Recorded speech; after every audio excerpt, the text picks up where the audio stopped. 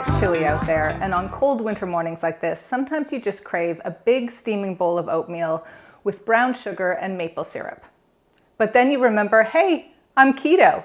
I can't have oatmeal. I can't have brown sugar. I can't have maple syrup. Wait a second, can I?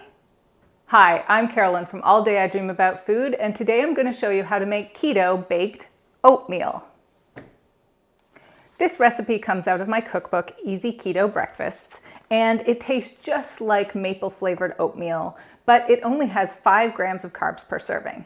Let me show you how it's done. We start by making our oatmeal. So I have here 1 cup of flaked coconut, unsweetened, and 1 cup of sliced almonds. And we put them in a food processor, and we're going to process them until they resemble oat flakes.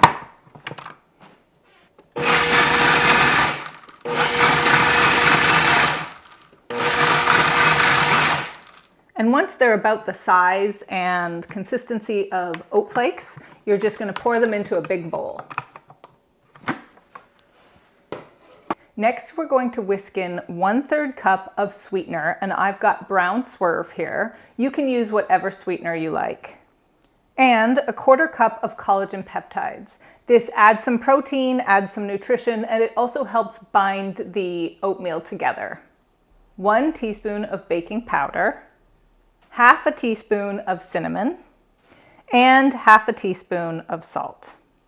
Break up any clumps and whisk this together as best we can. Next, we're going to add 1/2 cup of melted butter, 1/2 cup of heavy whipping cream, 1 large egg, and 1 teaspoon of extract. I'm going to use maple extract for that maple flavor, but you could do vanilla extract too. And now we'll break up our egg and just whisk it all together until it's well combined. And then we're going to put it in a baking dish that holds about 1 quart. So I am going to grease my baking dish, and I'm just using some of the leftover butter that was still in the bowl from melting it. And we can just pour in our oatmeal. So now our oatmeal is ready for the oven, and it goes in at 325 for 20 to 25 minutes. You want it to be nice and golden brown and mostly set, but there should be just a tiny little jiggle in the center. Okay, you guys, I just took the oatmeal out of the oven. It is a beautiful golden brown, and it has just a jiggle to the center when I shake the pan. It's a little too hot to dig in right now. You want to let it cool for 10 to 15 minutes, and that'll also help it firm up a bit so you can scoop it out nicely. This is a wonderful keto breakfast recipe. It's rich, it's satisfying, and it's absolutely fabulous with a little heavy cream drizzled over it.